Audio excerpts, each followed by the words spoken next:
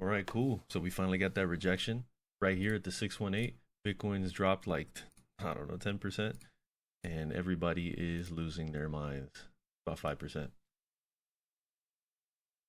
So I talked about this last video and I was positioned for it. I've got some shorts that I've taken profits on. Looking nice and pretty. Still holding these for lower levels. As I mentioned before, or I typically like to mention, the reason why I take profits early on these trades is because I'm always dealing with different scenarios at the same time. There's a chance that this is the bottom here, and this just goes to all-time highs, and we're out of there. So we have to play a little defensively with our positions. So I've only taken about a 30% chunk, and I'm leaving the rest for these lower targets that I have around here, which we'll get into. I'm also going to talk about a few long setups that I'm preparing myself for. Um, yeah, so let's get into it. Once again, we have this clean 5-wave impulse structure, and we're looking for the wave 2 completion, right? Could be completed right at the bottom here. Maybe, maybe not. My personal bias tells me that we're going to come a little lower, break the low right here, break this low, and then have a move that goes up like that. Doesn't mean that we can't go even lower. Doesn't mean we can't go even lower than that. So, but I think the structure would look very clean if it just finishes right there after breaching the low.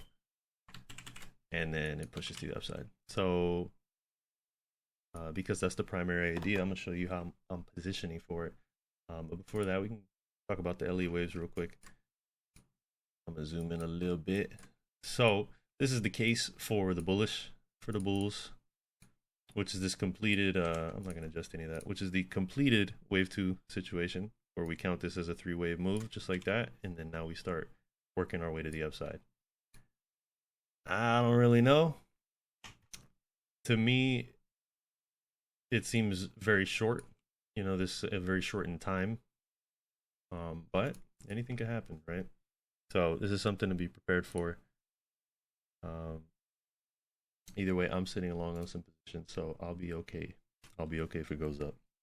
Either way, I don't like to pretend like I know exactly what the market is doing, because nobody does, and anybody who is lying to you. Anybody who's pretending that they know what's going on is lying. So this is why we have to position ourselves, with the idea in mind that the market is probabilistic. We have no idea what it's going to do. So this is the other situation. My more likely case, the one I'm playing for, is that we're actually in a 5-wave move. This was 1, 2, 3. We're working for 4, and then we get 5 down here.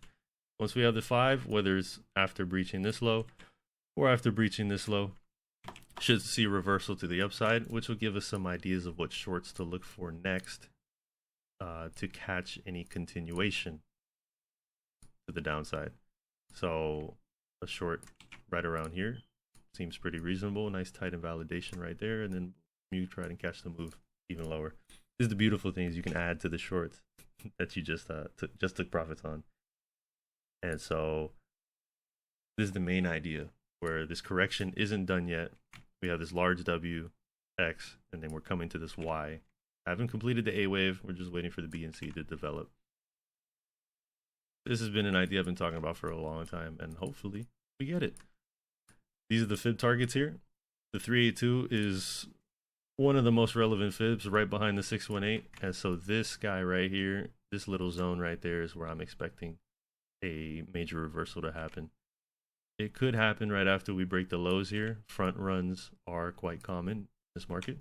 So here are the ideas. I have a long idea right there that is in line with this POC of the range. And the range that we're referring to is this big boy right here. This whole range, pretty much. Really from here to here. This range, the POC ends right here, which aligns really nicely with this pivot low. And so that's where I'll be targeting my long trigger at. So as soon as price goes below it, I'll watch for a reclaim. And once we get that reclaim, I'll enter the position and we'll go see what happens. The stop loss is put just below 382. Yeah, there's a big point in the chart right here where there's no real market structure to go based off of. So it would not surprise me to see price come down and just blast right through it before hitting these levels. And that's okay. If we get stopped out, it is what it is. I'm taking other long positions as well, which we'll get into very shortly.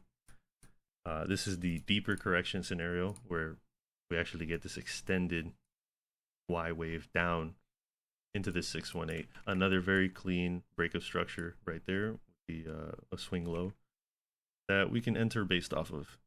And so we potentially can get some consolidation around there before it comes up. So these are my two main long targets for Bitcoin. And let's extrapolate that over to Doge as well. Doge, I'm kind of seeing a similar picture where we just have this little 1, 2, and then this 3 that's could be finished right here. We're getting to 4, 5, or it could extend even further and then come down to here. There's also this situation as well where it's actually a leading diagonal that's completed here, and we're working on, which I think this is really my primary scenario here. And we have this A wave that's developing, or it could be finished. Could be a this is clearly a 3-wave move here, so it could be a W, X, Y. Sorry, that's not the right way to do it. There we go.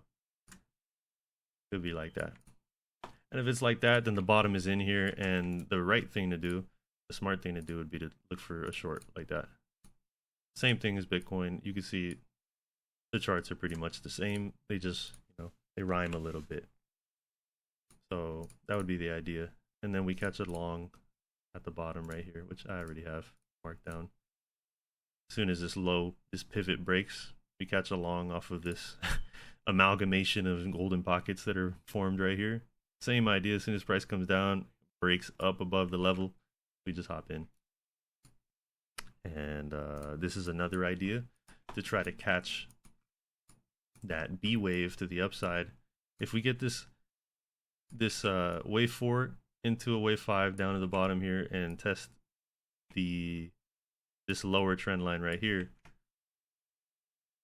then we can enter a nice long setup, a very tight invalidation long setup that we can hold for higher swing targets, assuming it's the more bullish cases.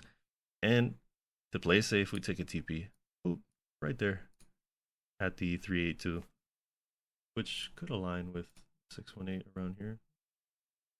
Close enough. So that would be the idea. Yeah, that makes more sense right there. Be a great spot to take profits, because this area right here will hold as strong resistance on the way down. But this is all really speculative for the most part. It will be more helpful once we have more information to be able to determine the next pivot areas. Because as much as I'd like to claim that this is good resistance right here, if price gives us that extra move down, then resistance moves, right? So that's something to be aware of. And Bitcoin, oh my goodness, does Bitcoin love trading around these golden pockets? So this is something to keep in mind. These golden pockets experience reactions all the time. This pivot is a golden pocket reaction. This pivot is a golden pocket reaction. It happens all the time. This pivot right here is one as well. You draw it from here. Wow, look at that. That's crazy. So yeah, that's something to look for. I also have a long idea for a meme coin that I will be discussing in another video. But this guy is guy's a bit of a jokester. Always make sure to use risk management. I am not a moon boy. I do not think that prices only go up. Maybe they do, maybe they don't, right? We don't know what's going to happen. I just have certain biases in certain directions depending on the information that we have available to us. Doesn't mean I'm right, but it increases the probabilities in my favor. So we'll see. I think it's worth taking a stab at a long here. because I'm playing with risk management, it's pretty safe to take these quote unquote risky setups. So by no means am I endorsing investing in meme coins. They're horrendous. Other than that, what else can we discuss here? Oh, I do want to talk about the support targets here after this move down. Before we get this move down, ideally, I'd like to see price stay right around here. This is like the lowest I'd like to see Bitcoin go. A nice pivot, a nice little rejection off that low would be the best for us. And that's because right here we have the 350-day moving average, which I'll make sure to isolate right here. This is the 350-day moving average, which has been support for Bitcoin throughout this entire bull market. It's been wicked a few times, and that's it, man. Ever since it broke all the way in 2023, price has not broken down below it. In fact, it's been very strong support, and so this coincides with a pretty standard correction depth that we've seen throughout this entire bull market, which is about 20%. This was a rough one, 31%. This one right here, another 30%. You can call it 33 if you want to take it from the highs here. And perhaps this one as well, another 23% move. So these kinds of corrections on Bitcoin are quite standard. And so another little 20% move down here doesn't seem so bad. In fact, it's quite healthy. And so any further than that, and it might be a little iffy. So once again, make sure you're using risk management. Do not trade with live funds if you don't know what you're doing. And yeah, I can go deeper on any of those subjects if you guys want me to.